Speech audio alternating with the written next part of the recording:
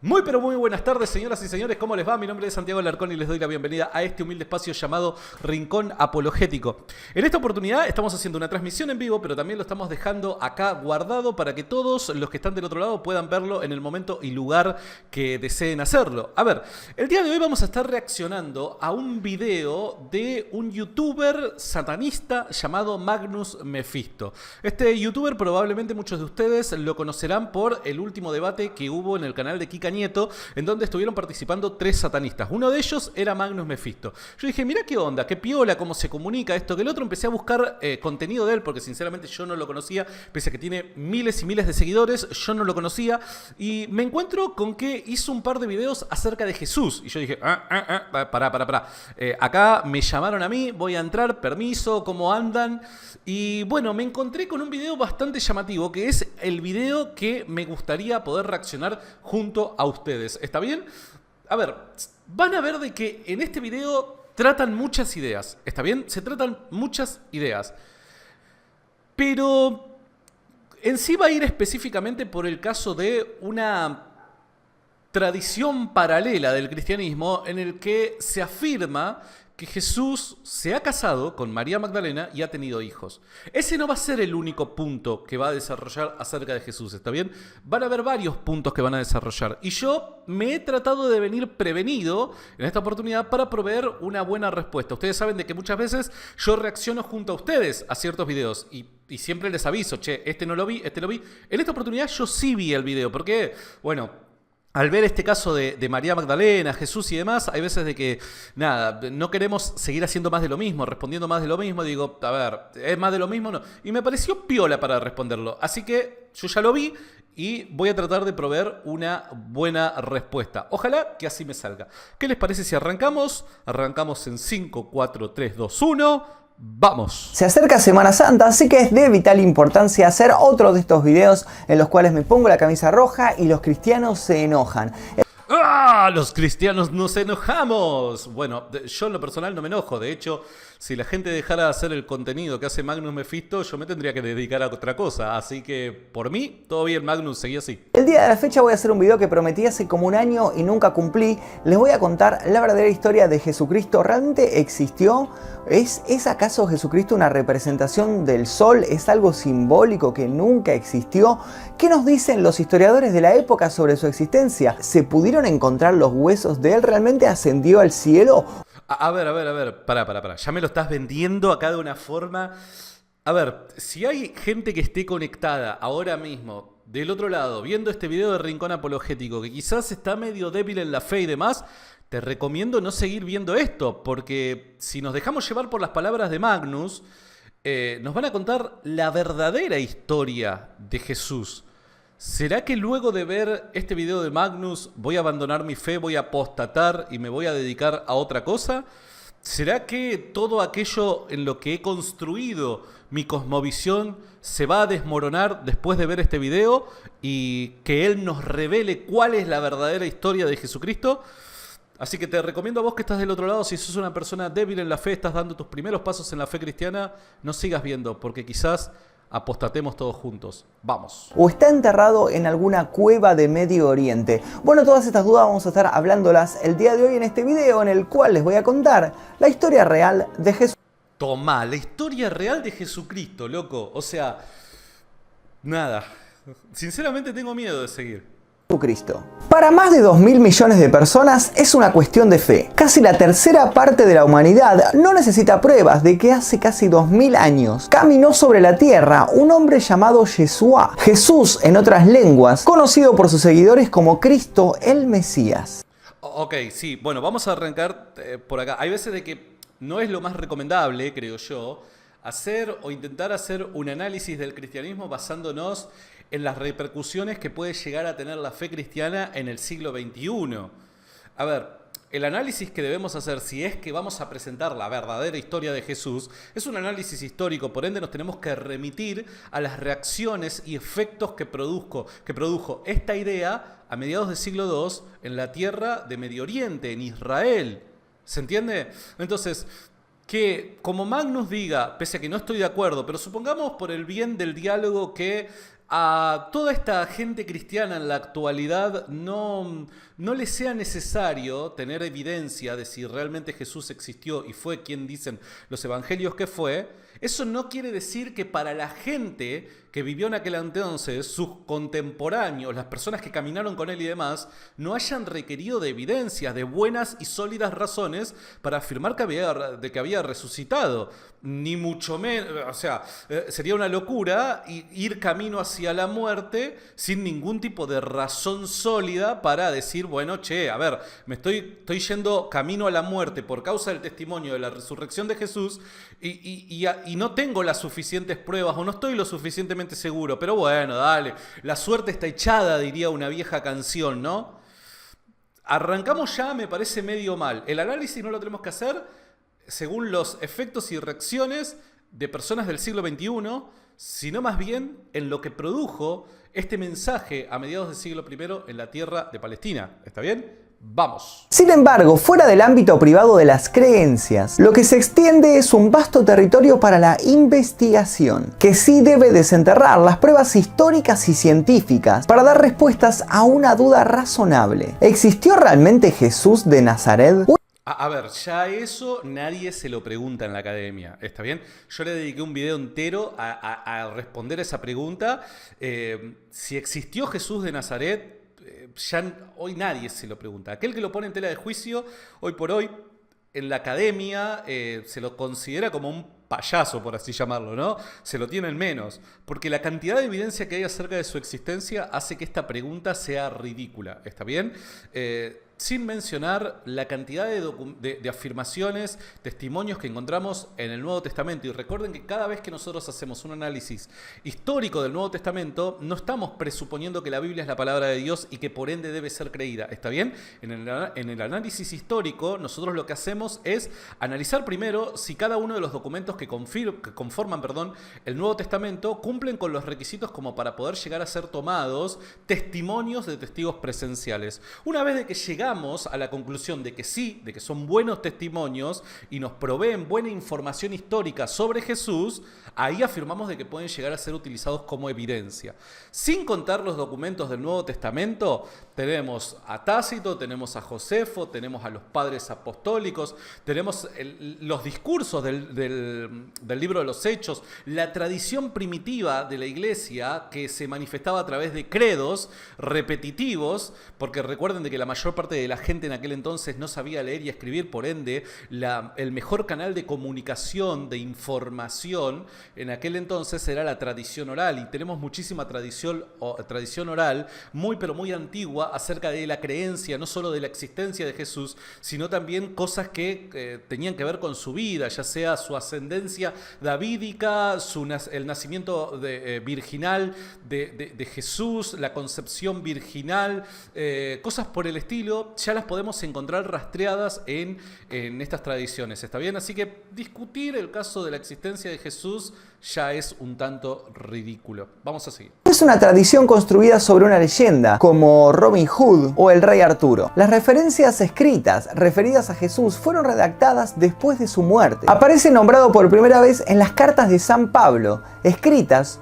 supuestamente 20 o 30 años después de su crucifixión. San Pablo nunca conoció a Jesús, aunque sí conoció a los discípulos que seguían a Jesús y también a sus supuestos hermanos, en referencia a Santiago el Justo. A ver, hasta ahí nada más. Acabo de subir el micrófono, así que entiendo de que ahora se debe escuchar un poco mejor. A ver, es cierto, los primeros o más antiguos testimonios que tenemos acerca de la existencia de Jesús es en Pablo. Encontramos esto en los documentos paulinos. Ahora, esto no quiere decir de que sea un testimonio paulino, ¿está bien? Que encontremos los primeros registros históricos de la existencia de Jesús en documentos elaborados de Pablo no quiere decir que hayan sido testimonios creados por Pablo. ¿Por qué? Porque, por dar un ejemplo, el testimonio de 1 Corintios capítulo 15 del versículo 2 en adelante es un testimonio, es un credo que está recopilado en una epístola paulina, pero que no es de origen paulino, sino que es de origen prepaulino. ¿Está bien? Y este testimonio se remite a tiempo antes de que el mismo apóstol Pablo se haga cristiano. Por ende, pese a que las fuentes más antiguas que tenemos que afirman la existencia de Jesús son epístolas paulinas, esto no quiere decir de que sean testimonios paulinos. ¿Está bien? Eso espero de que se haya quedado bien claro. Y estoy completamente de acuerdo con respecto a esta idea de que Pablo tenía una conexión directa cercana con los discípulos que sí caminaron con Jesús, Pedro, Juan y Santiago. ¿Está bien? Estos son los más importantes que aparecen en la Biblia. Y Pablo parece tener una conexión directa, cercana. Se conocían con Pedro, Juan y Santiago. Esto es muy importante porque obviamente luego en la elaboración del Nuevo Testamento nos encontramos con que lo que enseñaban acerca de Jesús era exactamente lo mismo, ¿está bien? Y además había una especie de, ¿cómo decirlo?, acuerdo entre ellos con respecto a las ideas que transmitían. Así que esta conexión que hay entre aquellos que caminaron con Jesús, con Pablo, quien no conoció a Jesús durante sus años de vida, es algo que ya lo sabemos y que no tiene sentido ponerlo en tela de juicio. Cuyo parentesco con Jesús es motivo de discrepancia entre diferentes cultos cristianos. Porque acá se abre otro planteo. Luego del nacimiento de Jesús, ¿tuvo la Virgen María otros hijos? Ese es un dilema que tal vez otro día analizaremos. A ver, pese a que no tiene ningún tipo de sentido discutirlo ahora, hay una corriente cristiana que afirma de que no tuvo más hijos María, y hay otra corriente cristiana que afirma que sí. Más allá de que sea sí o no, ustedes saben de que yo tengo una posición tomada al respecto, pero más allá de que sea sí o no, esto no pone en tela de juicio ni la existencia de Jesús, ni su crucifixión, ni su resurrección.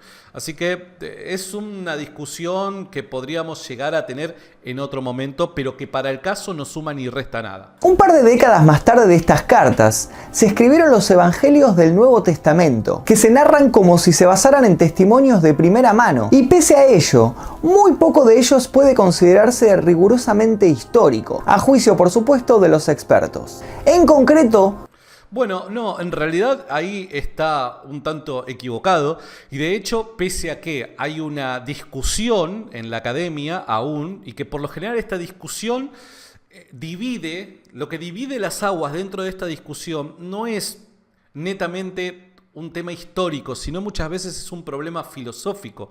El escéptico, por lo general, no acepta partes del testimonio que aparece en los evangelios porque contiene milagros. Y el escéptico parte de la presuposición de que el milagro no es posible porque Dios no existe o cosas por el estilo. Entonces, esta diferencia que hay y esto que separa a una parte de la academia con otra con respecto a la credibilidad de los evangelios no es en sentido estricto histórico, sino más bien es una discusión filosófica o teológica, de cosmovisión personal. ¿Está bien? Ahora, yo como cristiano, yo como persona que asumo de que los evangelios han sido escritos por aquellas personas que conocemos en la actualidad como Marcos, Mateo, Lucas y Juan, creo de que hay suficiente evidencia como para afirmarlo. Por dar un ejemplo, ya desde principios del siglo II, y esto siempre lo tengo anotado acá por las dudas, tanto Irineo de León, Tertuliano, Justino Mártir, Papías, el fragmento de Muratori, afirman de que Marcos, el discípulo de Pedro, registró las memorias de Pedro cuando Pedro predicaba su evangelio en Roma. Sin mencionar de que hay muchos otros autores de siglo II y siglo III que afirman de que Lucas, Mateo y Juan son los autores de los evangelios. Ahora, nosotros estamos completamente de acuerdo como cristianos cuando decimos, sí, originalmente los evangelios fueron escritos de manera anónima. Ahí estamos completamente de acuerdo, pero eso no quiere decir que se haya desconocido quiénes hayan sido sus autores. ¿Se entiende? Porque hay una confusión, y esto lo he visto en algunos videos que he hecho, que dicen, bueno, a ver, en el minuto tanto Santiago dice de que los evangelios son anónimos. En el minuto tanto Santiago afirma de que se conoce quién es, y parece, esto lo presenta como si fuera una contradicción. No, chicos, que un documento se haya escrito anónimo no quiere decir que los contemporáneos a la redacción de dicho documento no conocieran quién había sido el autor. ¿Se entiende? Entonces, esto vale la pena aclararlo. Hay una fuerte tradición que se remonta a los primeros años del siglo II que ya habla acerca de quiénes son los autores de los evangelios y son aquellos que nosotros hoy recibimos en nuestras Biblias cuando las compramos, Marcos, Mateo, Lucas y Juan. Y llamativamente, y con esto cierro, llamativamente no existe una tradición que contradiga esta. ¿Está bien? No es que hay algún autor que para aquel entonces decía, no sé, Justino Mártir en su apología está equivocado, porque en realidad no fue Marcos quien escribió el Evangelio según San Marcos, sino que fue Cacho, el de la esquina acá que vende garrafas. ¿Se entiende? No existe tal contradicción, no existe un autor para aquel entonces que diga, no, estos autores no han sido los que escribieron los Evangelios, sino que fueron otros. Entonces, al haber tanta evidencia a favor y no existir evidencia en contra, estamos justificados en decir, sabemos quiénes han escrito los evangelios. Y aquellos que lo niegan deben asumir la carga de la prueba y presentar evidencia para sostener sus ideas. ¿Está bien? Muchas gracias a todos los que están conectados. Luego de este video voy a leer algunos comentarios. Continuamos. Solo el bautismo de Jesús por Juan el Bautista y su crucifixión son dos de los episodios aceptados por los historiadores. Sin embargo, tanto... Solo el bautismo de Juan y su crucifixión, creo que dijo, ¿no? Son aceptados por los historiadores. Quiero repetir esa parte. Rigurosamente histórico, a juicio, por supuesto, de los expertos. En concreto, solo el bautismo de Jesús por Juan el Bautista y su crucifixión son dos de los episodios aceptados por los historiadores. A ver, acá lo que está diciendo es, mete a todos dentro, a todos los historiadores, ¿no? Los académicos los mete todo dentro de una bolsa y dicen, miren, los capos lo único que dicen es que solo dos hechos concernientes a la vida de Jesús podemos decir de que realmente han ocurrido. El bautismo de Jesús y la crucifixión. Ahora, yo les quiero presentar este libro, a ver si lo pueden ver. La figura histórica de Jesús, de A.P. Sanders. A.P. Sanders es un crack, o sea, como autor, historiador, genio total, reconocido por la academia. De hecho, él se llama a sí mismo un protestante liberal no ortodoxo. ¿Está bien? Entonces, al hacer esa aclaración, él lo que básicamente está diciendo es, yo no estoy comprometido con la visión tradicional del cristianismo. ¿Está bien? Eso es importantísimo a la hora de analizar a este autor. Y si ustedes me permiten un instante, voy a leer algo que en lo personal me parece que es fantástico y necesario. Déjenme un segundo buscar esto que les quiero presentar. Un segundo nada más, ¿eh? Y ya, acá está, miren. A.P. Sanders, la figura de Jesús, como podrán ver, ahí está todo marcadito, haciendo mis deberes. Capítulo número 2, página 27. Página 27, A.P. Sanders, la figura histórica de Jesús, dice lo siguiente, cito. En primer lugar, voy a ofrecer una lista de afirmaciones sobre Jesús que cumplen dos requisitos. Están casi fuera de discusión y pertenecen al marco de su vida y especialmente al de su actividad pública. Eso es lo que dice A.P. Sanders. O sea que lo que vamos a escuchar ahora son aquellas cosas que, según este autor erudito, dice, están casi fuera de discusión y pertenecen al marco de su vida y especialmente al de su actividad pública. ¿Qué conforma esta lista? Que según nuestro amigo Magnus Mephistes solamente se remite a dos hechos, el bautismo y la crucifixión. A.P. Sanders dice, Jesús nació aproximadamente en el 4 a.C., antes de la muerte de Herodes el Grande. Pasó su infancia y los primeros años de su edad adulta en Nazaret, una aldea de Galilea. Fue bautizado por Juan el Bautista, le pegó en esa. Llamó a los que habían de ser sus discípulos, enseñó en los pueblos, aldeas y campo de Galilea. Predicó el reino de Dios. Hacia el año 30 fue a Jerusalén con motivo de la Pascua. Provocó un alboroto en la zona del templo. Celebró una última comida con sus discípulos. Fue detenido e interrogado por las autoridades judías, concretamente por el sumo sacerdote. Fue ejecutado por orden del prefecto romano Poncio Pilato. Otra cosa que le pegó. Dice, sus discípulos huyeron al principio. Lo vieron. ¿En qué sentido? No hay certeza. Obviamente él no afirma la resurrección. ¿En qué sentido? No hay certeza. Pero lo vieron después de su muerte. Como consecuencia de ello, creyeron que volvería para instaurar el reino. Formaron una comunidad para esperar su regreso y procuraron ganar a otros para la fe en él como el Mesías de Dios. Esto no lo digo yo, no lo dice Magnus, lo dice A.P. Sanders en su obra La figura histórica de Jesús, página 27, capítulo 2. ¿Qué podemos decir a eso? Chapó, nada más. Sin embargo, tanto el bautismo como la crucifixión son historias que los primeros cristianos difícilmente hubieran inventado, ya que ninguna de las dos apoyaría sus intereses de ningún modo. El bautismo muestra a Jesús como un discípulo de Juan el Bautista y por eso también como alguien inferior a su maestro. Muy buena esa, estoy completamente de acuerdo con lo que está diciendo Magnus, ¿está bien? El motivo por el que creemos de que el bautismo de Jesús es un hecho histórico es por la relevancia que tenía Juan el Bautista para aquel entonces, y someterse al bautismo de Juan el Bautista lo presentaría como alguien inferior, y esa no es la idea de los discípulos al armar los evangelios, ¿está bien?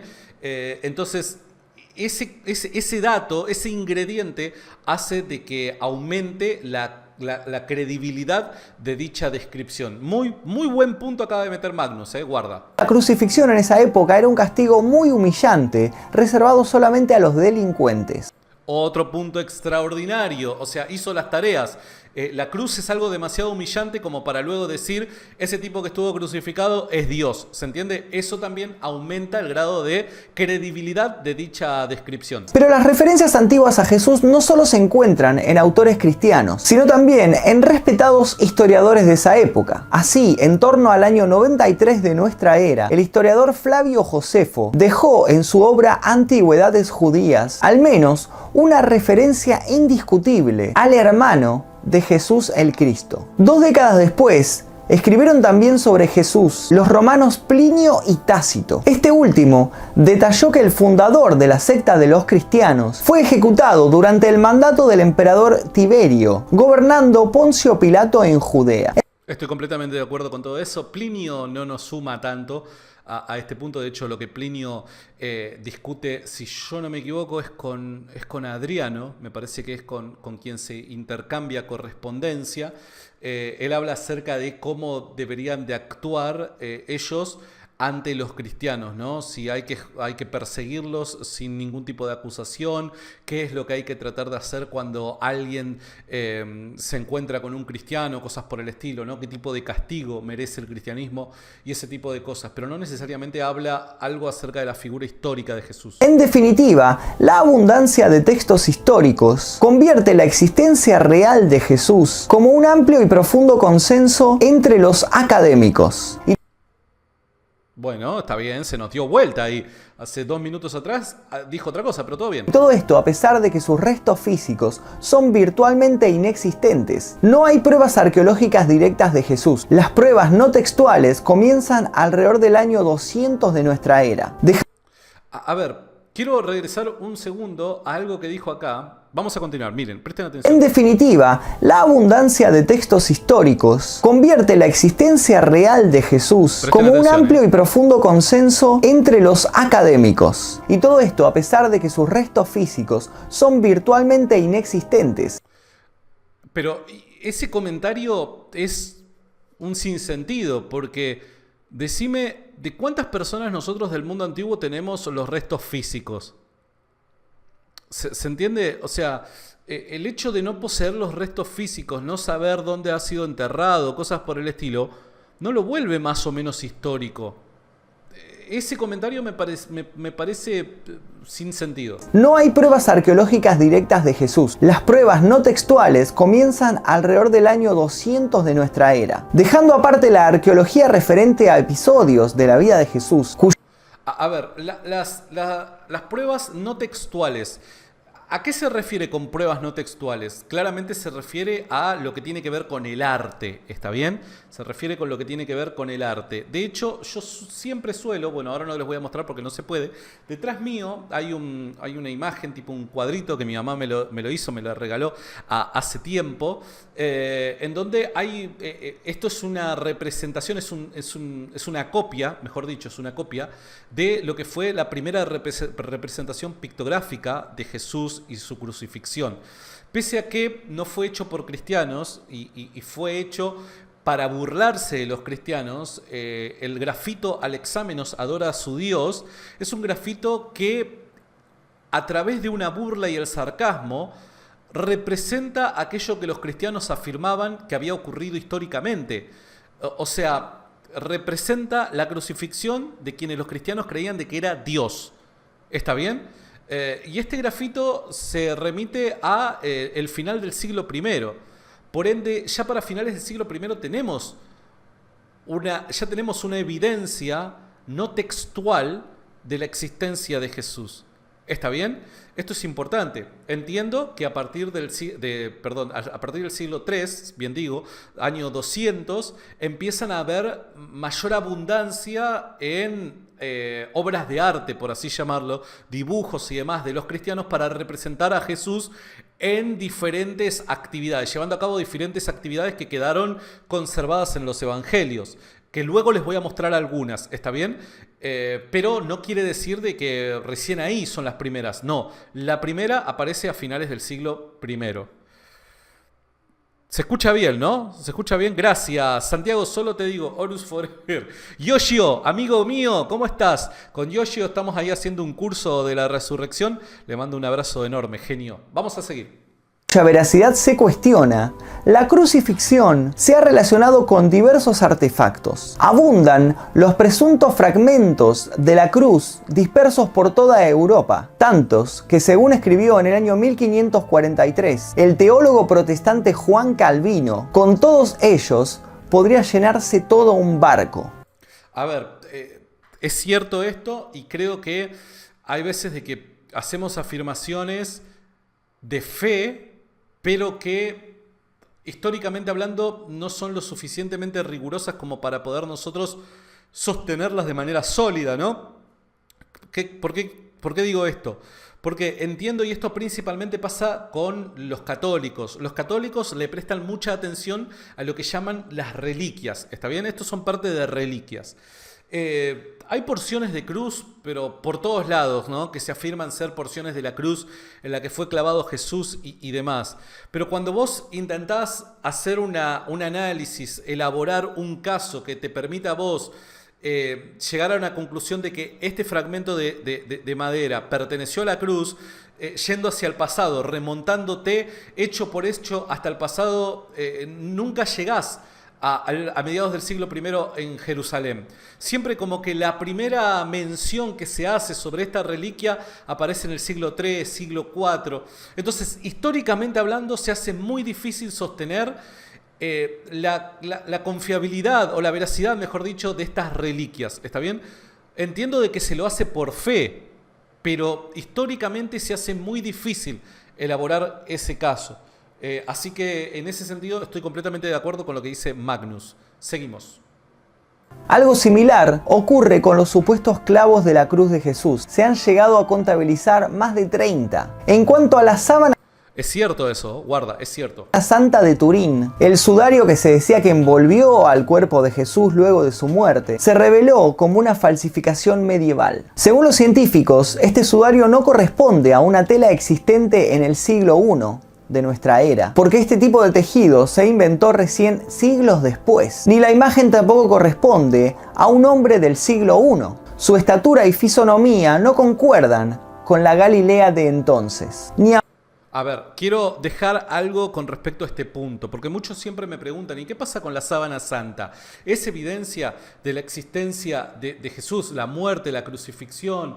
Y eso, miren, yo les voy a dejar acá porque no me quiero estancar en este punto, porque podríamos hablar mucho al respecto, pero ya hicimos un video con el profesor Joaquín, Mauricio Joaquín Moya Gordillo, que él trata el tema de la arqueología bíblica. Ya hicimos una charla sobre este tema y él lo desarrolla de una manera extraordinaria, así que les recomiendo de que puedan ver luego el siguiente video. Lo voy a dejar en los comentarios, ¿está bien? Ahí lo posteo, lo estoy dejando en los comentarios. Para la gente que ve este video grabado, lo voy a dejar este video en la descripción del que están viendo ahora, ¿está bien?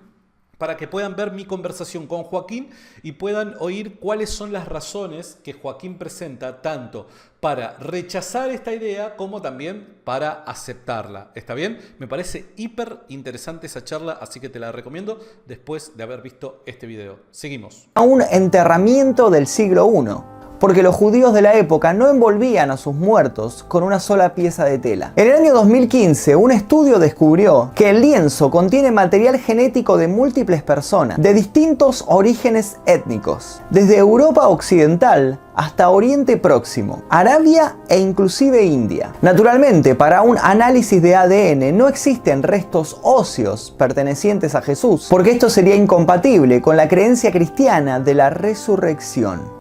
Bueno, con respecto a lo de la sábana, vuelvo a repetir, no voy a decir más nada, les dejé el video ahí para que lo puedan ver. ¿Está bien? Seguimos.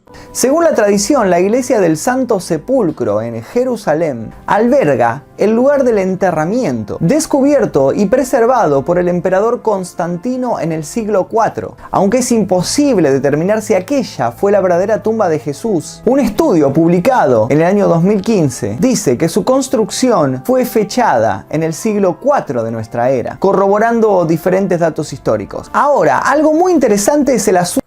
A ver, el tema de la tumba es muy discutido, no hay una conclusión al respecto, pero quiero mencionar algo. Pese a la incertidumbre que puede haber con respecto a este tema, si actualmente conocemos de manera contundente, podemos afirmar de manera contundente que conocemos el lugar donde Jesús fue enterrado, pese a que hoy por hoy hay dudas al respecto, esto no suma ni resta al caso del cristianismo, ¿está bien? Ni a la crucifixión, ni a su entierro, ni a su resurrección. ¿Está bien? ¿Por qué? Porque tenemos la suficiente documentación histórica, buena de calidad, como para poder elaborar el argumento que nosotros solemos defender. ¿Está bien? Nuestras ideas se sostienen sin que nosotros conozcamos actualmente dónde fue el lugar donde Jesús fue enterrado.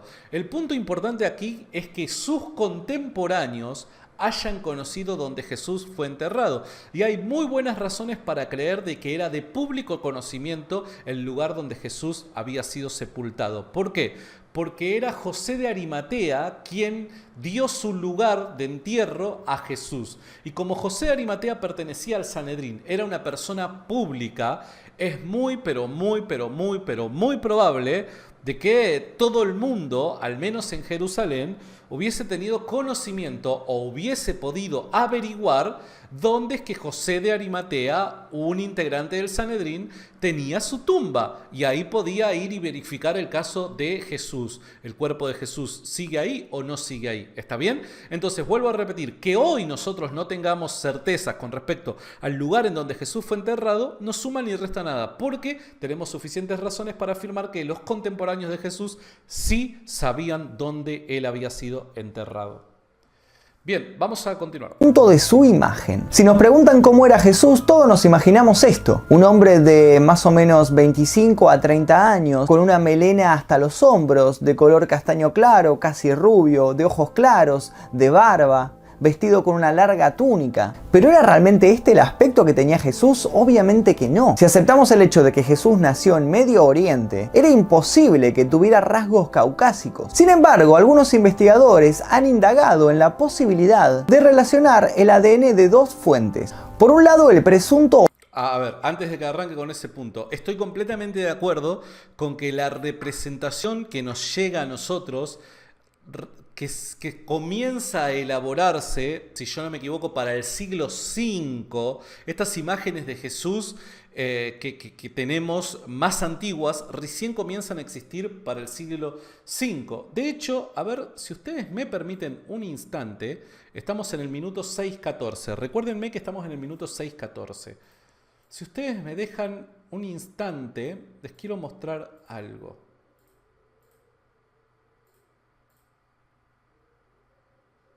Un segundo. Miren, estas son las primeras representaciones pictográficas o más antiguas que tenemos acerca de Jesús. ¿Está bien? Recuerden, la primera es el grafito "Al examen os adora su Dios". No la puse acá porque en reiteradas oportunidades la he mostrado. ¿Está bien? Pero estas son otras, como podemos ver, en la pantalla vemos aquí 3. Estas 3 corresponden principalmente a la primera, la imagen "El buen pastor", se la ha llamado de esa manera, es del siglo III. Por ende, es del año más o menos 200 y monedas. Y acá vemos lo que podría llegar a ser la más antigua representación de Jesús como un pastor, ¿no?, espiritual, pero representado como un pastor de ovejas. ¿Está bien? La imagen del buen pastor se remite al siglo III. Tenemos también la curación del paralítico. La curación del paralítico es la imagen que ustedes ven a la derecha. Esta imagen pertenece también al siglo III y, como podrán ver, empieza a tornarse una costumbre el hecho de representar ciertos hechos bíblicos que aparecen en los evangelios a través de estas obras de arte, podríamos llegar a decir, ¿no? Eso empieza a ser cada vez más una costumbre. Entonces, la curación del paralítico es del siglo III, año 200 y monedas. Y por último, la imagen que vemos en el medio es la de Cristo entre Pedro y Pablo. ¿Está bien? Esta ya es un poco más tardía, pertenece al siglo IV, el año 300 y monedas. Y bueno, son las primeras imágenes que tenemos acerca de Jesús. Después recién nos tenemos que ir al siglo VI para encontrar una imagen mucho más clara de Jesús, perdón. Recién para el siglo VI, hasta el siglo VI nos tenemos que ir. Pero hasta ese momento tenemos estas 3 que vienen a ser las más antiguas. Espero que eso les haya servido de algo. Volvemos acá a nuestro video. Se acerca Semana Santa. Enigmas. Y nos vamos al minuto 6:14. Volvemos al minuto 6. Ahí estamos. Bien, espero que se haya entendido mi explicación. Vamos a continuar. El ADN de 2 fuentes. Por un lado, el presunto osario de Santiago, el supuesto hermano de Jesús. Por otro lado, los fragmentos óseos hallados bajo las ruinas de una iglesia en una isla búlgara del Mar Negro, y que podrían corresponder a Juan el Bautista. Si Juan y Jesús eran parientes, el análisis comparativo de ambos restos podría acercarnos a los supuestos genes de Cristo. A ver, quiero hacer una aclaración. Es muy probable que el osario de Santiago sea el osario que corresponde al hermano de Jesús. ¿Está bien? En ese punto estoy de acuerdo con lo que dice Magnus. Ahora, cuando habla de los restos de Juan el Bautista, ahí ya derrapamos. No existe tal cosa, ¿está bien? Hubo un rumor que se había tirado así, vieron como esos pseudoprogramas de la National Geographic para determinada fecha que dice se ha descubierto tal cosa y todo el mundo está ahí en vilo porque el cristianismo va a desaparecer. No. Eso fue puro humo, diríamos los futboleros, puro chamullo, ¿está bien? No existe tal cosa como los restos de Juan el Bautista. Sí, en el caso del osario de Santiago. Así que esta hipótesis se desmorona. Seguimos. Curiosamente, la biografía de Jesús está llena de enigmas. De hecho, muy poco se sabe de su vida temprana. Según el Evangelio de Lucas, cuando Jesús cumplió 12 años, viajó a Jerusalén con sus padres para celebrar Pascua. Luego de esto, todo lo ocurrido en su vida desde los 12 años hasta los 30 años es realmente un enigma para los teólogos. Los autores del libro titulado The Lost Gospel. Bueno, acá se viene el plato fuerte. Espero que estén preparados todos aquellos que tengan ciertas dudas de su fe. Les recomiendo que dejen de ver este video. Quiero mencionar algo antes de entrar en el plato fuerte. Que no sepamos nada de la infancia de Jesús no suma ni resta nada, ¿se entiende? A ver, yo entiendo de que para el motivo del video y para alimentar de eso que quieren escuchar aquellas personas que son escépticas, y este dato es un datazo, no sabemos nada de la niñez de Jesús y cosas por el estilo.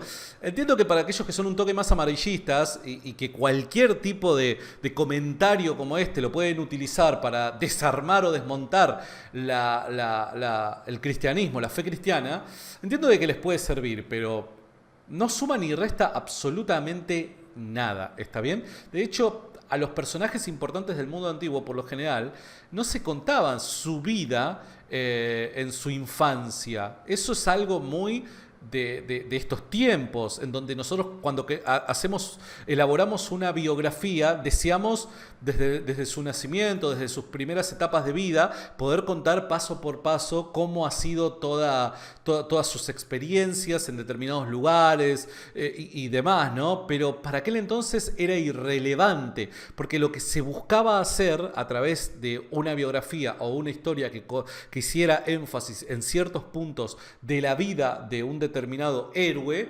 era simplemente, transmitirnos los hechos más importantes de su vida y sus enseñanzas, cómo podían a nosotros beneficiarnos, ¿está bien? Pero después los hechos irrelevantes de la vida de nuestro héroe para el mundo antiguo era sin importancia. Por eso es que en el caso de Jesús no encontramos mucho dato al respecto. Pero esto no solamente pasa con Jesús, pasa con cualquier héroe del mundo antiguo. ¿Está bien? Bueno, vamos a seguir. Guarda que ahora se viene lo fuerte, ¿eh?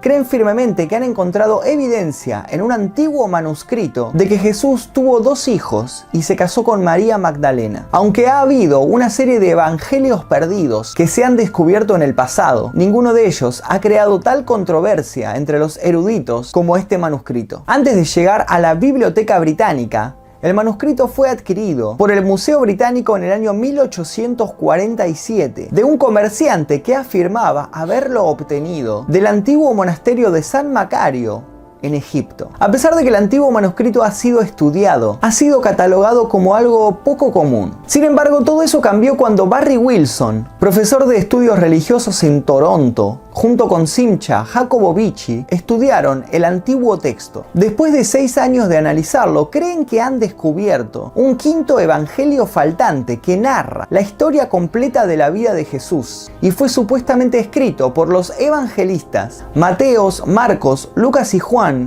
en el siglo I después de Cristo. A ver. ¿De qué está hablando acá nuestro amigo Magnus? Está hablando del Zacarías Escolástico. ¿Está bien? Escolástico le mandé. Escolástico. Zacarías Escolástico fue un sujeto que vivió aproximadamente entre el siglo V y siglo VI después de Cristo.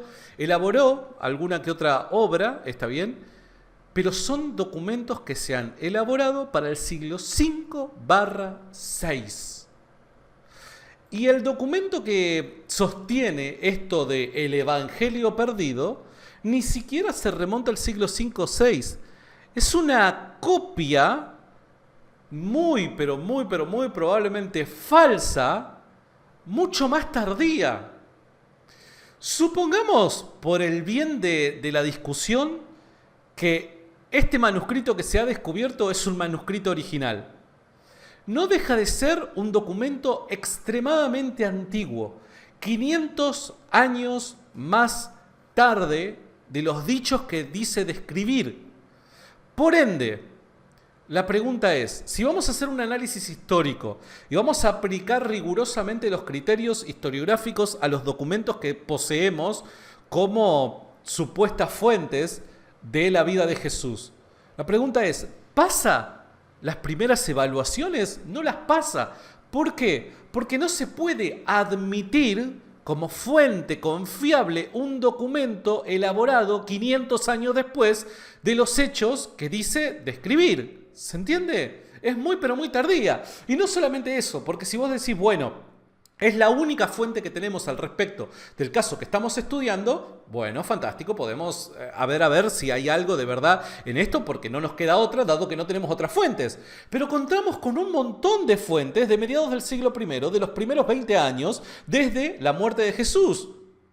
Entonces, a la luz y comparación de estas dos clases, tipos de evidencias o fuentes que tenemos a nuestro alcance, la pregunta es: ¿cuál vamos a considerar de que es más confiable y seria?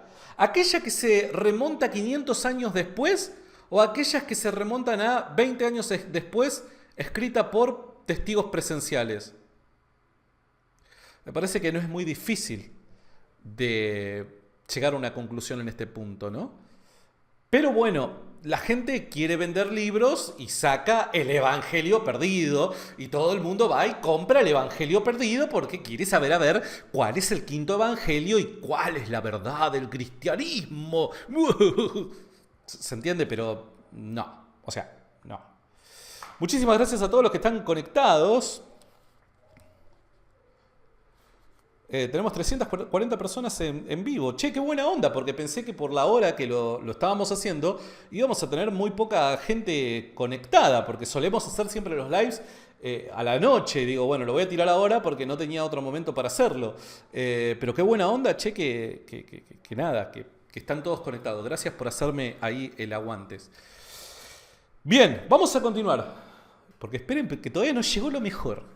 Este descubrimiento es aceptado por la comunidad científica. Se convertiría en la revelación más grande e importante de la vida de Jesucristo. Jacobo Beachy afirma que este antiguo manuscrito, que está compuesto por 29 capítulos, es una copia de otro evangelio del siglo I y ofrece diferentes ideas sobre distintas partes de la Biblia. Los expertos utilizaron imágenes digitales de alta tecnología para fotografiar este texto 13 veces, después de lo cual el texto fue traducido por primera vez desde el siríaco al inglés.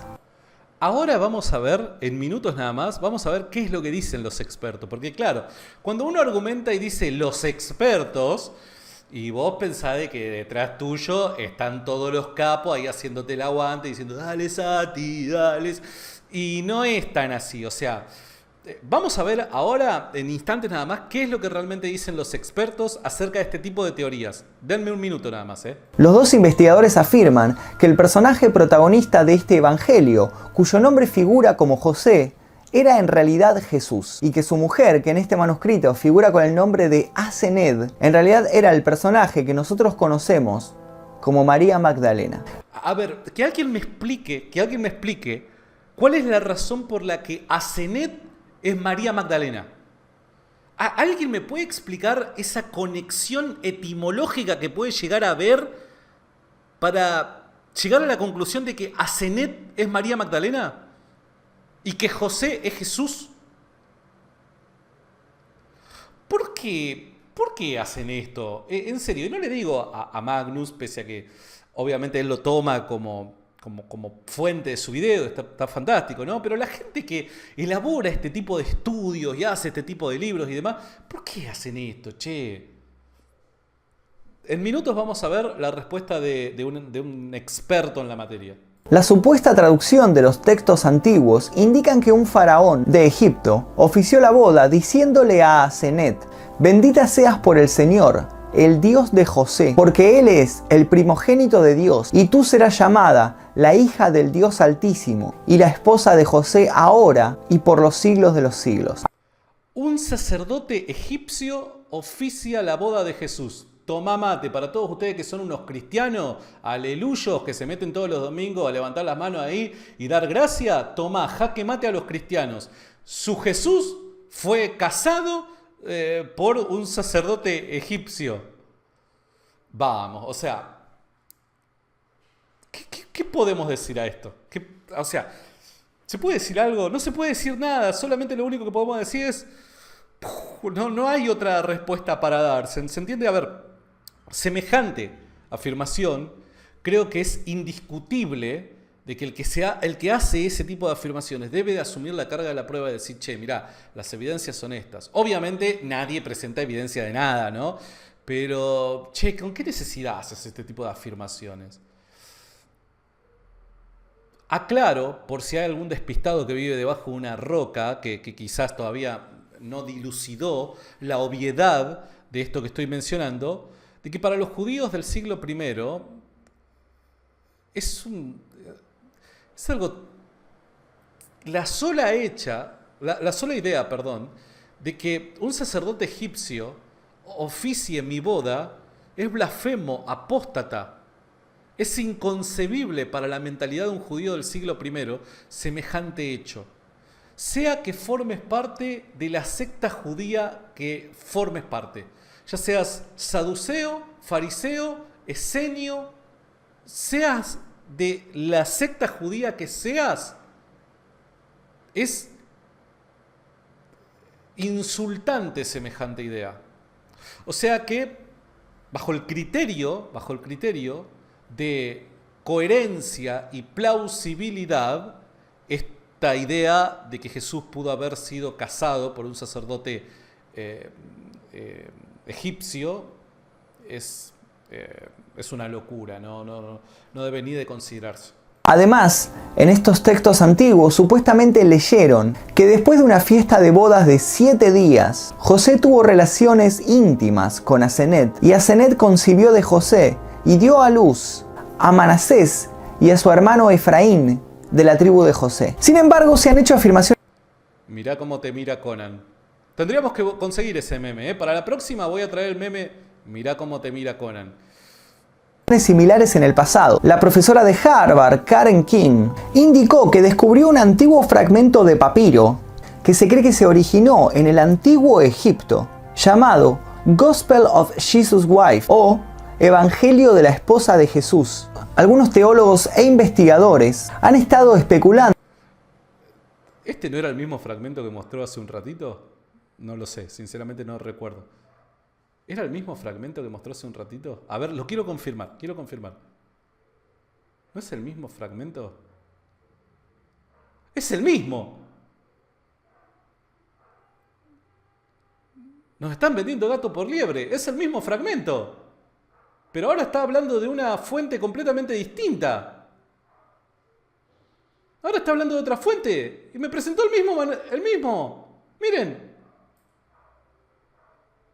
Me están vendiendo gato por liebre. ¿Qué pasó acá? Bueno, no importa. No importa. Vamos a seguir. Especulando sobre el tema desde hace muchos siglos. Pero los escritores Michael Weihen, Richard Leight y Henry Lincoln fueron los primeros en escribir oficialmente sobre esto en su libro El Enigma Sagrado, publicado en 1982 por Jonathan Cobb, planteando la hipótesis de que Jesús se casó con María Magdalena, que tuvieron uno o más hijos y que esos hijos o sus descendientes emigraron a lo que hoy se conoce como el sur de Francia. ¿Qué tenacidad por casar a Jesús, ¿no? O sea, como que hay una terquedad ahí. No, el tipo no puede quedar soltero. No, se tiene que casar. ¿Por qué? ¿Por qué esa necesidad? Una vez allí se casaron con familias nobles, que con el tiempo se convertirían en la dinastía merovingia. Esta teoría fue utilizada por Dan Brown en su libro El Código Da Vinci.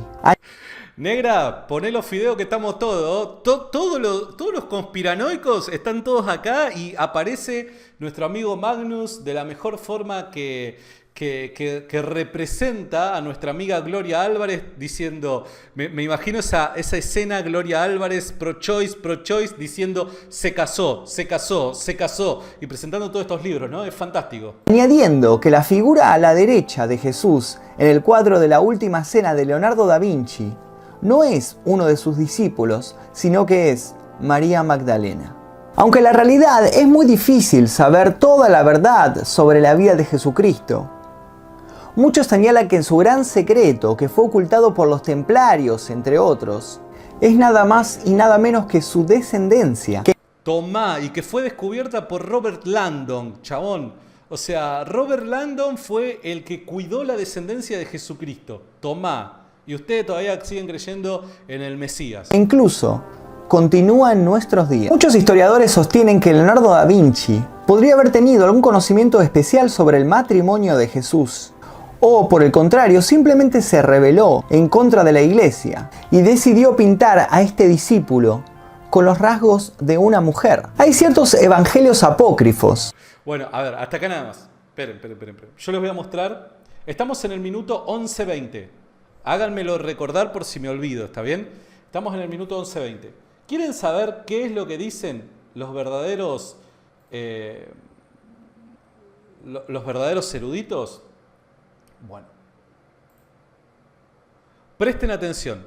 Craig Evans, ¿qué es lo que dice acerca de todas estas conspiraciones y el caso de el Código Da Vinci? Este video lo saqué, lo pueden encontrar en la página de God Science, ¿está bien? Fíjense. So, real quick, you hinted on Dan Brown. Some people are going to say, okay, well, mythicism, right. What about Jesus and Mary Magdalene? I mean, there are other accounts that basically they went off and they had a kid and all that stuff. How do scholars approach that kind of claim? Because we've all heard it. Scholars think it's laughable. Laughable. You know, Dan Brown, Da Vinci Code, he's got his little fact page, remember that? And it's all baloney. It's based on Richard Lee and Michael Bajan's silly book, Holy Blood, Holy Grail, where that argument was made. And so Dan Brown, in his naivete, he's a high school teacher, teaches Spanish, no degree in history, no degree in Greek, no degree in Christian beginnings, no degree in archaeology. And so he thinks, oh, this is a real book on history. And of course, it's borderline hoax. A ver, quiero aclarar algo antes de seguir con este video. Nos queda 3 minutos de video. Veo de que hasta entre los eruditos son medio sarcásticos, ¿no? Vieron de que muchas veces a mí me dicen, son muy sarcásticos, no tenés que ser así. Pero cuando te presentan una payasada, la verdad que yo no encuentro otra forma de poder comunicar mis ideas más que riéndome de lo que están diciendo. Una cosa es considerar lo que son argumentos serios basados principalmente en la honestidad. Y otra cosa es cuando te presentan este tipo de argumentos que sinceramente no dejan de ser graciosos. And so he then writes this murder mystery. Of course, it's all very exciting, but he assumes that Holy Blood, Holy Grail is the truth about Jesus and Mary Magdalene and their Holy Grail, that is their royal bloodline through some little girl that they had who goes to France and establishes a French royal dynasty. It's all baloney. No scholar accepts that. It's total fiction from beginning to end.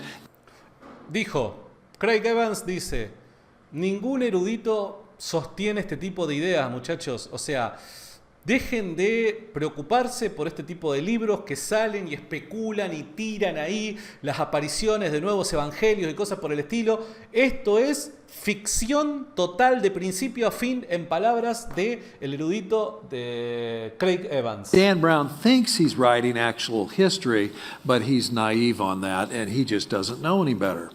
So none of these theories, and again, this isn't just Christian scholars. These are scholars. These are skeptics. These are people of different faith traditions. Dismiss the mythical argument. It took a long time. I mean, the book came out in April of 2003. I ignored it, of course, and then my mother-in-law sent me a copy for Christmas reading. So I got my grading finished. It's December, and so I spent about a week reading the book. When I got about 1/3 of the way through, the mythical character Sir Lee Teabing, who supposedly knows everything, and that's for Richard Lee and Bajent, an anagram, Teabing. That's where it comes from. And so he starts espousing these things about the Dead Sea Scrolls, the Gnostic Gospels, the canonical Gospels, historical Jesus. Hey, baby, that is my field. And I get out my little pad of stickies and I start sticking in notes. This guy, he doesn't know what he's talking about. Here. And it's just, it's feathered, the book, with these yellow stickies. So then the break's over, January, back in school, and I bump into a colleague at Acadia University, and I just happen to say, I read Dan Brown's Da Vinci Code. And the person said, oh, yeah, I read it too. I don't know anything about the Bible. I just know about art. And he doesn't know what he's talking about art. Oh, really? Because I don't know anything about art. What I know is Gospels, Dead Sea Scrolls, that kind of stuff. He doesn't know anything about that. I thought, that was my first warning. Now, it's January '04. I started systematically checking with other colleagues. Well, I don't know anything about this and that, but I know medieval history. Dan Brown doesn't know anything about that. What I found out was everything he talked about. O sea, básicamente están diciendo Dan Brown no sabe absolutamente nada de nada. Every topic, every subject he got wrong.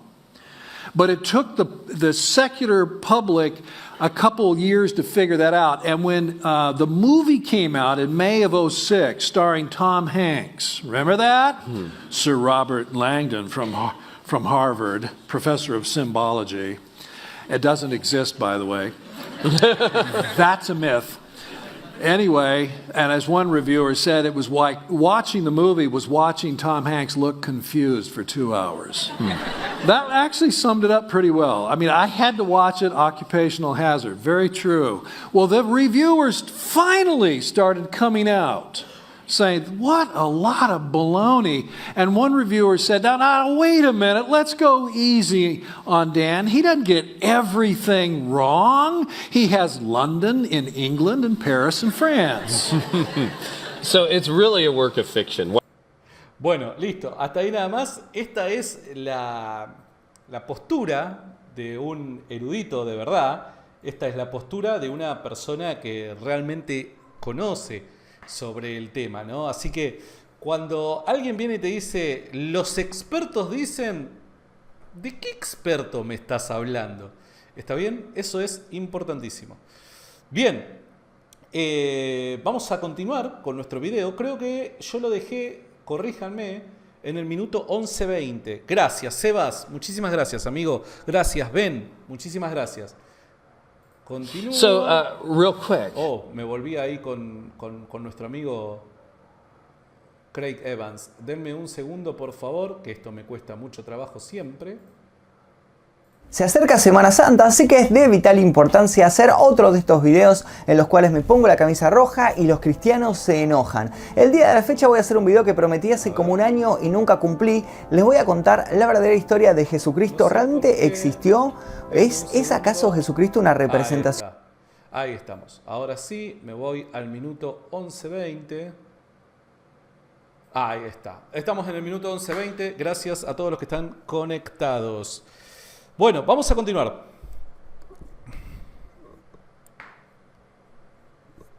Vamos a seguir. Sigamos. Discípulo predilecto. Otra polémica implicaría a los 4 evangelios. ¿Fueron editados posteriormente? Hay que señalar que en ninguno de ellos se describe a los discípulos reales. Ellos fueron escritos muchos años después por otras personas que a su vez escucharon esta historia narrada por otras personas. ¿De dónde sacás eso? Esto es extraordinario. Sinceramente, esto es extraordinario. Cuando se hace este tipo de afirmaciones, la pregunta es, ¿de dónde sacás eso? ¿De dónde? La fuente de los deseos. No hay otra respuesta. Y transcribieron todo lo que escucharon sin ningún tipo de verificación. Esto en la actualidad se conocería como manipulación de la información. Lo que sí es... Pero ¿es esto manipulación de la información? Esto que está diciendo es manipulación de la información. Curioso es que lo que se narra en un papiro encontrado en Egipto es igual a lo que dejó pintado Leonardo da Vinci en La Última Cena, que María Magdalena fue uno de los discípulos de Jesús e incluso fue su esposa y lo acompañó a lo largo de toda su vida. El por qué Leonardo da Vinci decidió codificar así la pintura sigue siendo un misterio. Aunque también hay otra teoría muy interesante y es la que dice que Jesús realmente nunca existió y toda la simbología a su alrededor en realidad es una representación del sol. Ya sé que...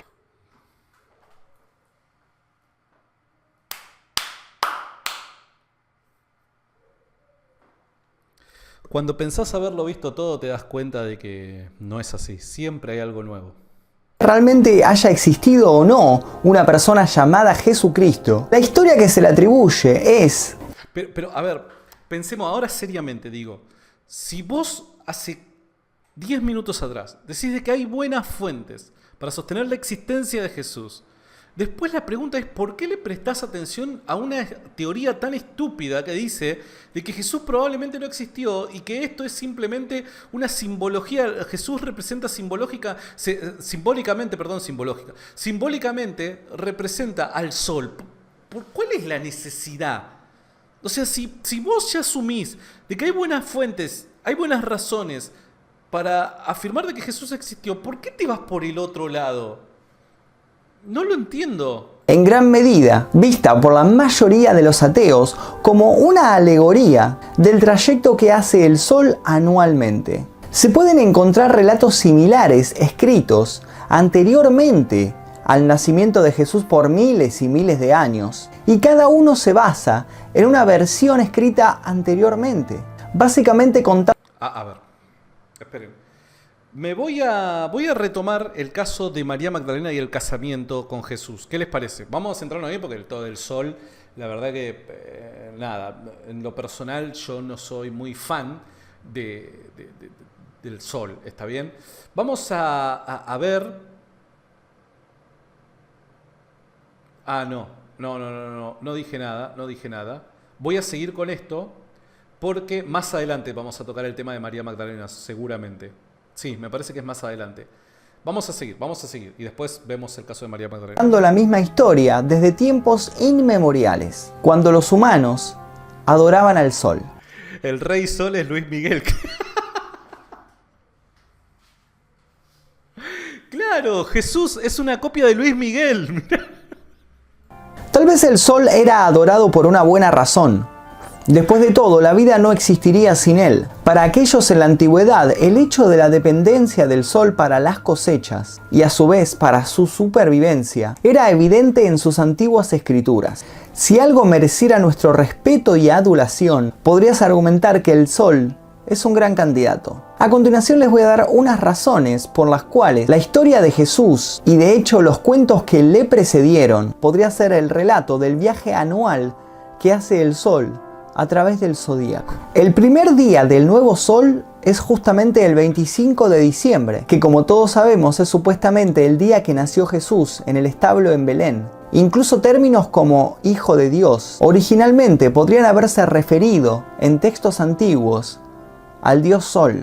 Como veremos más adelante, el nuevo sol viene siempre después del solsticio de invierno, que finaliza el ciclo. Siempre en algún video de Jesús tiene que aparecer el solsticio de invierno. O sea, es el candidato que siempre aparece, ¿no? Es el Iron Man de las películas de Marvel. O sea, Marvel no es Marvel sin Iron Man, sin Robert Downey Jr., ¿no? Bueno, Jesús no es Jesús sin el solsticio de invierno. Ciclo del anterior sol, antes de su renacimiento, esencialmente el círculo de la vida. Después del 25 de diciembre, cuando el sol renace, comienza su viaje a través de las casas del zodíaco, tal y como Jesús comienza su vida, primero como un niño pequeño que podría simbolizar al sol nuevo, y hasta el verano, cuando el sol está en su apogeo. Como un testimonio más de esto, muchos documentos antiguos muestran al sol representado como un bebé alrededor de diciembre y como un niño. Pará. Esto es fantástico. Esto es fantástico porque vos estás diciendo que hay una teoría que podría llegar a indicarnos que Jesús es la mera representación simbólica del culto al sol. Y decís de que, a ver, espera, no quiero decir algo que no lo haya dicho. Un segundo, me voy para atrás. A ver, a ver. Como un testimonio más de esto, muchos documentos antiguos muestran al sol representado como un bebé alrededor. Pará. Decís, hay muchos documentos antiguos que presentan al sol como un niño, como un bebé. ¿Está bien? Eso es lo que estás diciendo. E inmediatamente, la imagen que nos pones es una imagen cristiana. O sea, una imagen del nacimiento tal y como lo representa el Evangelio de Mateo de Jesús. O sea, esta imagen, como ustedes podrán ver, es Jesús, el pesebre, José, María, los pastores que según el Evangelio de Lucas se van a adorar, los magos que vienen del oriente trayendo sus ofrendas.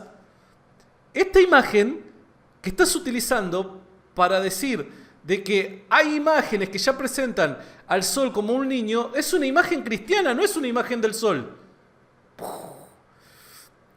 ¿Acá hay algo que está mal o soy yo el que está mal?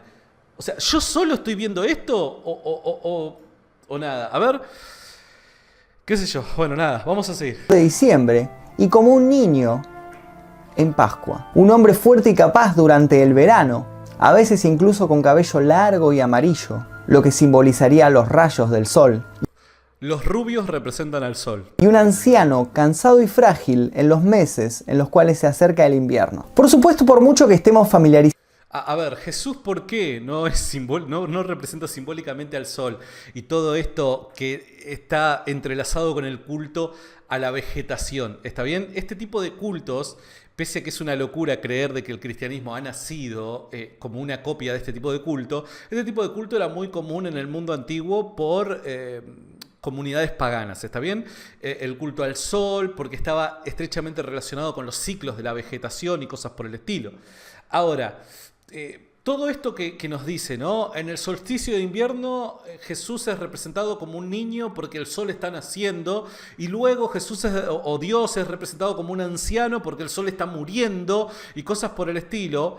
O sea, este ciclo de la vida vegetal no lo vemos en los evangelios, en las historias de Jesús o en lo que los cristianos primitivos creían. Los cristianos primitivos no creían que todos los años Jesús nacía, que todos los años Jesús moría crucificado o cosas por el estilo, tal y como lo creían las culturas paganas de aquel entonces. Aquellas culturas paganas creían o afirmaban que sus dioses todos los años vivían, todos los años morían. ¿Por qué? Porque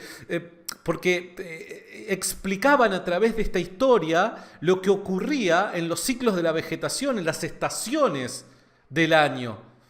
Pero esto no lo vemos en el cristianismo. Entonces es una locura afirmar de que el cristianismo surge por medio de estas ideas, ¿no? Es descabellado. Vamos a seguir. Con la Navidad y toda la historia detrás de esto, también la mayoría de nosotros está familiarizado con la existencia de los 3 Reyes Magos y su viaje para conocer al nuevo Rey de Reyes. Esto podría ser en realidad una referencia a las 3 estrellas del cinturón de Orión, que Tomá. A ver, vale la pena destacar que, a ver, el texto bíblico, el Evangelio de Mateo, que es el que habla acerca de la visita de los magos del Oriente, no dice nunca que son 3. ¿Está bien? Los cristianos luego asumen que son 3, pero el texto no dice que son 3. Los cristianos asumen que son 3 por causa de los 3 regalos que le traían, las 3 ofrendas que le traían a Jesús: oro, incienso y mirra. ¿Está bien? Pero esto no quiere decir necesariamente de que eran 3 los magos. El texto no dice eso.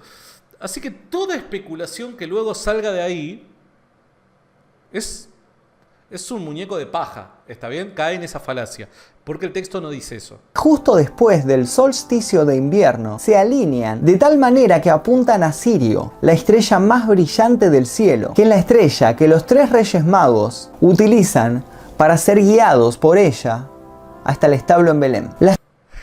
Eso también es incorrecto. ¿Por qué?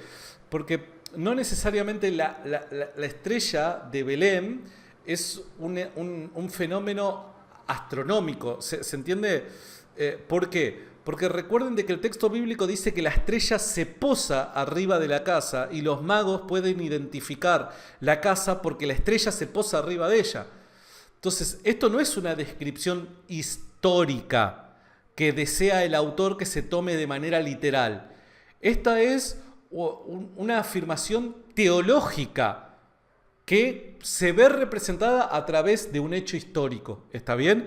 Pero no se debe de tomar de manera literal, porque el mismo texto lo asume de esa manera. El texto dice de que la estrella se posa arriba de la casa y los magos identifican cuál es la casa dada la estrella. ¿Está bien?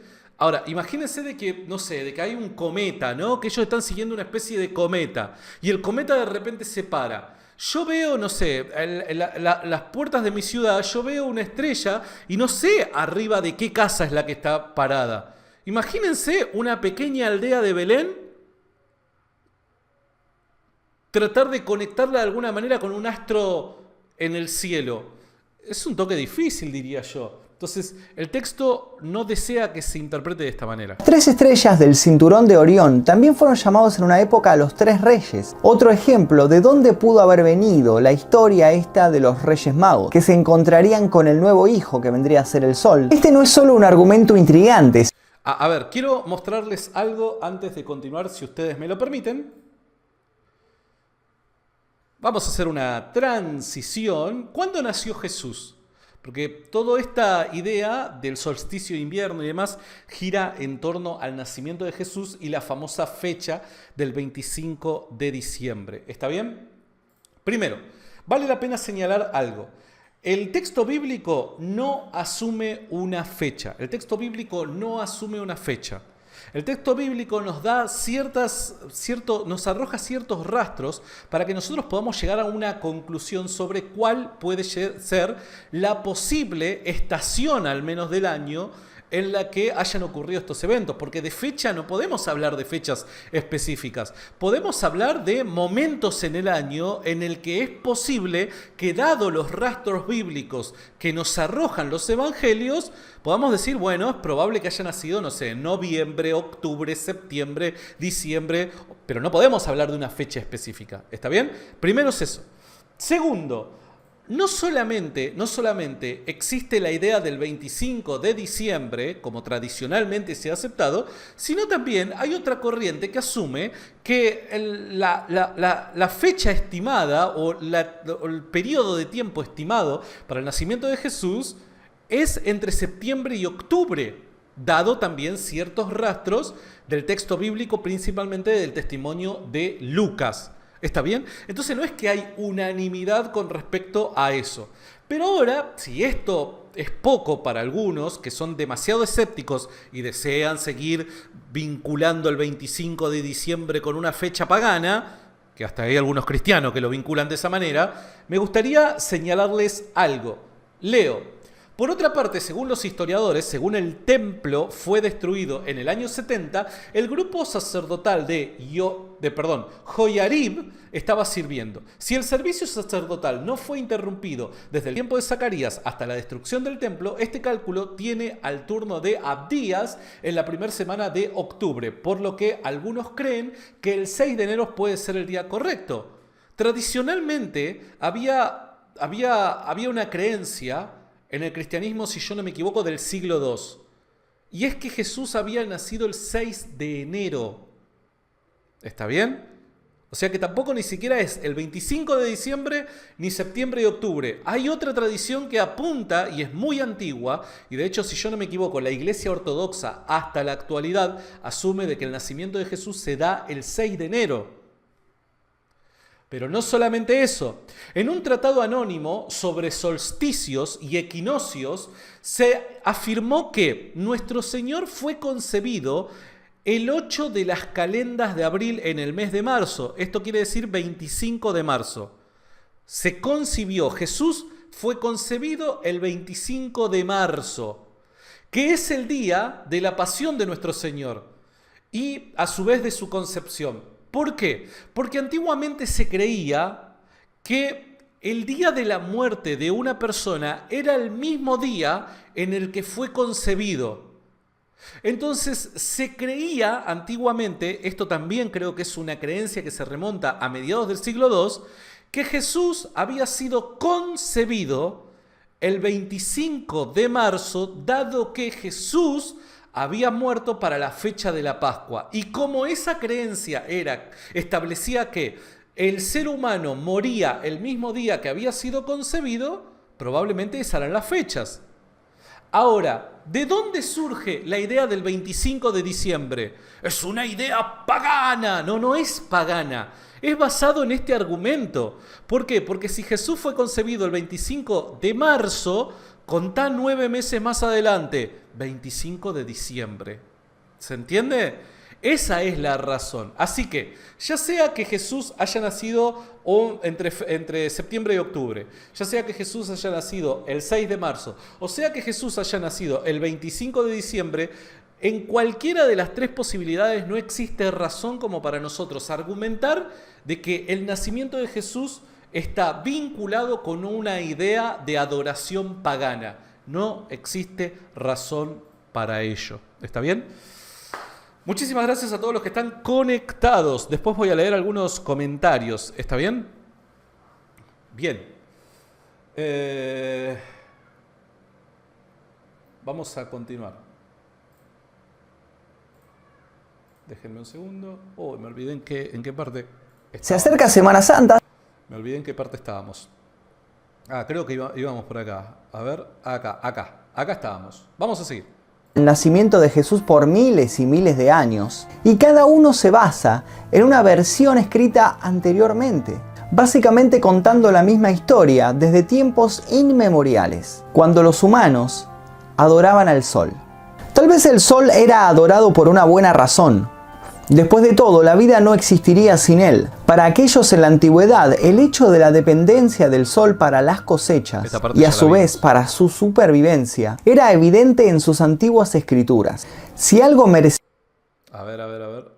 en el establo en Belén, incluso términos como hijo de Dios, originalmente podrían haberse referido en textos antiguos al dios sol. Como veremos más adelante, el nuevo sol viene siempre después del solsticio de invierno, que finaliza el ciclo del anterior sol, antes de su renacimiento, esencialmente el círculo de la vida. Después del 25 de diciembre, cuando el sol renace, comienza su viaje a través de las casas del zodíaco. Y acá aparecieron, señoras y señores, los caballeros del zodíaco. Vamos a ver cómo relaciona los evangelios con el zodíaco, muchachos. Sí, para todos aquellos que creían haberlo escuchado todo, todavía no, papu, te queda mucho por escuchar. Tal y como Jesús comienza su vida, primero como un niño pequeño que podría simbolizar al sol nuevo, y hasta el verano, cuando el sol está en su apogeo. Como un testimonio más de esto, muchos documentos... A ver, voy a poner pausa un instante porque se me terminó la batería de la cámara. Denme un segundo.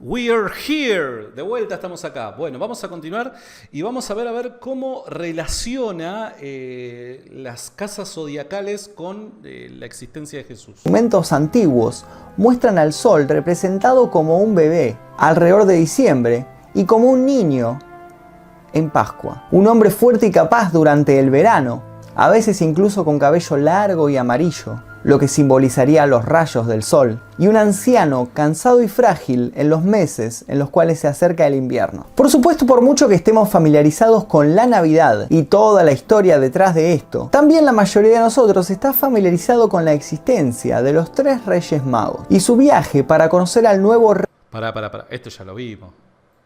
Me fui re atrás, ¿no? Sí, eso ya lo habíamos visto. Ya lo vimos.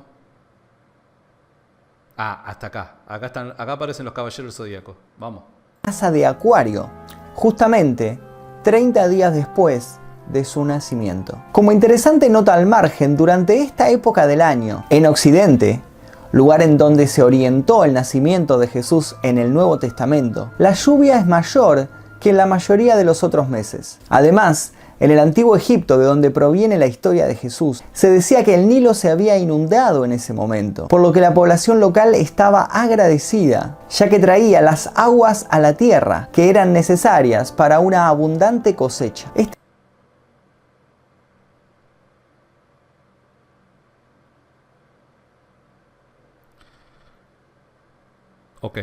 Este simbolismo, junto con la historia de Jesús, continúa cuando el sol entra en la casa de Piscis, que está representada en el zodíaco con el símbolo de un pez. En la historia de Jesús, él tomaría a los discípulos de entre los pescadores. Incluso Jesús, siendo un pastor, es representado de nuevo como el sol entrando en la casa de Aries, representada obviamente por un carnero, que por supuesto, antes habría sido un cordero.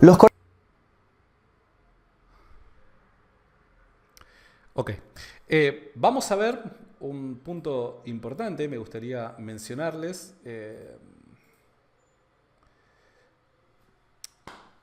Hay forma, ya medio quedan 2 minutos, el cansancio empieza a pegar, ¿no? ¿Hay forma de relacionar de alguna manera la vida de Jesús con el zodíaco? ¿Hay forma de pensar de que los judíos de aquel entonces, del tiempo de Jesús, tenían cierta atracción por el zodíaco y por eso es que elaboraron la historia de Jesús de la forma en la que lo hicieron? Fíjense lo siguiente, la siguiente captura es de la página enlacejudío.com, ¿está bien?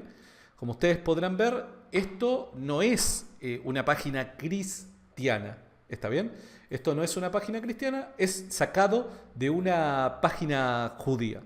Y si ustedes prestan atención, lo que dice en palabra, por dar un ejemplo, les doy un ejemplo, dice esta página: los profetas se pronunciaron en contra de los que confiaban en los contempladores de los cielos, y los que pronosticaban el futuro.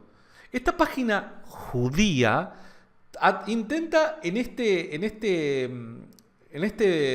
enlace que trata sobre la astrología en la cultura judía, intenta explicarnos cómo es que para el tiempo de Jesús, el segundo templo, primer siglo, es inconcebible la idea de que un judío se vuelque a los astros del cielo.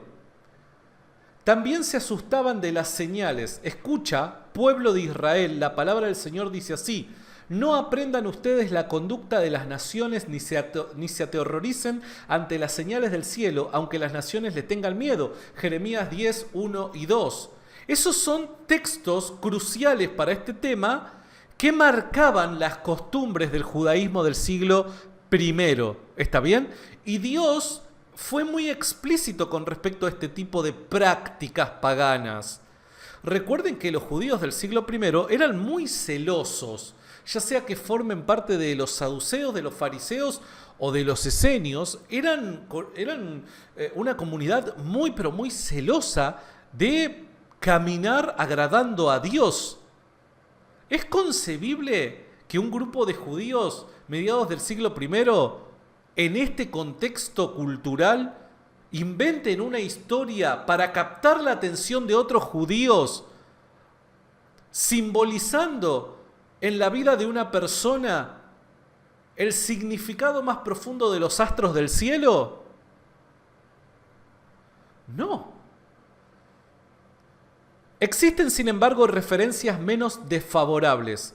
Cuéntese en el Talmud que Abraham poseía una tabla astrológica, esto lo dice el Talmud, en la que vio que no tendría otro hijo, pero Dios le dijo: deja tu astrología, para Israel no hay planetas. Esto es lo que dice el Talmud, haciendo referencia a una antigua tradición sobre un acontecimiento que vivió Abraham, el padre de la fe. Flavio Josefo observa que al final de la guerra contra Roma los judíos no se fijaban en las constelaciones desfavorables. O sea, para aquel entonces, esta idea de la astrología y su importancia es una tontería. Creer de que los judíos podrían construir una historia basada en un sujeto que solamente representa un símbolo astrológico y por eso dar sus vidas, porque recuerden que aquellos que supuestamente construyen esta ficción terminan muriendo por esa causa.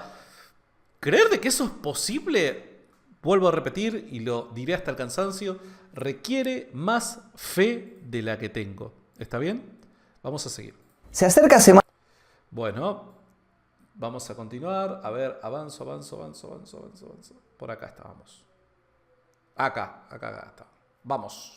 Antes habría sido un cordero. Los corderos fueron sacrificados en la antigüedad. Su sangre se derramó sobre la tierra como una ofrenda al sol, a cambio de una cosecha abundante. Esta es una de las razones por las cuales el cordero es típicamente un alimento asociado con Pascua. Cuando el verano da paso al otoño, los días se acortan o el sol se vuelve más débil y pierde su poder. La crucifixión final de Jesús refleja esta parte del ciclo del sol. De hecho, la cruz y su conexión se deben en gran parte a un disco zodiacal utilizado por civilizaciones antiguas. Listo, ya está. O sea, ya está. O sea, la cruz se debe a un símbolo relacionado con el zodíaco. Que se dividió en 4 por una cruz que se coloca o se dibuja sobre la parte superior de la misma, también conocido como disco de las 4 estaciones. En el centro de la cruz... Acá esto ya no sé ni siquiera lo que es, ¿no? Porque acá salteamos toda la evidencia, ni siquiera la bíblica, salteamos toda la evidencia del mundo antiguo que afirmaba que los romanos ya crucificaban a montones, a multitudes, aún antes de la existencia de Jesús.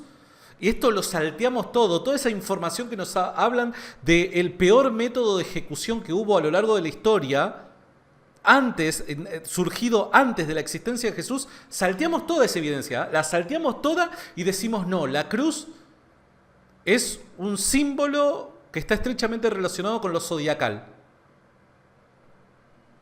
Está el Sol y el dial sigue sus movimientos a través de cada casa del zodíaco. El solsticio de invierno ocurre cada año alrededor del 21 de diciembre, ya que el Sol está en ese momento en su punto más bajo. Para muchos en la antigüedad, en ese momento el Sol había muerto. Esto, como vimos anteriormente, fue simbolizado por la crucifixión. Y ahora, con el Sol permaneciendo en su punto más bajo, o sea, muerto, durante 3 días, el cuerpo de Jesús fue enterrado en una cueva durante 3 días antes de su renacimiento.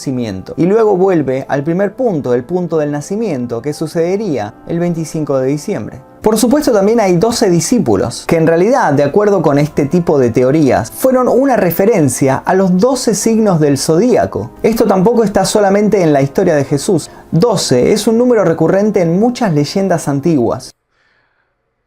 A ver, voy a aclararlo por si hay algún despistado. El número 12 de la cantidad de discípulos de Jesús no corresponde a los 12 signos del zodíaco, corresponde a las 12 tribus de Israel. ¿Está bien? Las 12 tribus de Israel. Eso es importantísimo. Cada discípulo representaba a una de sus tribus. De hecho, Jesús les promete a sus discípulos que en el reino de Dios cada uno de ellos regirían sobre una de las tribus y la juzgarían. ¿Está bien? Entonces esto lo aclaro por si hay algún despistado que quizás no entiende lo chistoso que es este tipo de comentarios. O también 13, o sea 12 más 1, siendo este 1 representado por el Sol, o sea Jesucristo. 2 ejemplos de cómo el 12 se ha utilizado en la... Jesús, en esa misma imagen de los 12 apóstoles rigiendo a las 12 tribus de Israel, viene a representar Dios, quien constituyó a Israel como reino y quien en su constitución regía como rey. ¿Está bien? Dios, Jehová, era el rey de Israel, de las 12 tribus. Jesús viene a ocupar ese mismo rol a través de los 12 apóstoles. Antigüedad, como referencia a las casas del zodíaco y a su vez a los 12 meses del año. Incluye las 12 tribus de Israel, así como el rey Arturo y los 12 caballeros de la mesa redonda. Y aquí concluye la teoría Jesús estaba conectado con el rey Arturo. Tomá, papá. de que Jesús nunca existió, sino que simplemente fue un simbolismo de la historia del Sol, de cómo el Sol va realizando su trayecto durante todo un año y pasando por cada una de las casas del zodíaco. Ahora quiero que me digas aquí debajo qué opinas sobre estas teorías. Papá, ustedes no entienden nada. Pero todos aquellos que están orando por un avivamiento, está ocurriendo. Es un calentamiento global. ¿Se entiende? El calentamiento global, como sabemos que Jesús era el sol, el calentamiento global que estamos viviendo en estas épocas es producto de nuestras oraciones pidiendo un avivamiento. Sí, claro, el sol se está avivando y está calentando la tierra. Amigos, sinceramente, espero que hayan disfrutado de este análisis. Al final ya se puso un poco pesado, hasta para mí, sinceramente. Pero bueno, nada, es un video que yo no les miento, chicos. Este video tiene 300.000 reproducciones. 300.000 reproducciones. O sea, hubieron 300.000 personas que vieron este video, ¿se entiende? Algo estamos haciendo mal. Definitivamente hay algo que estamos haciendo mal.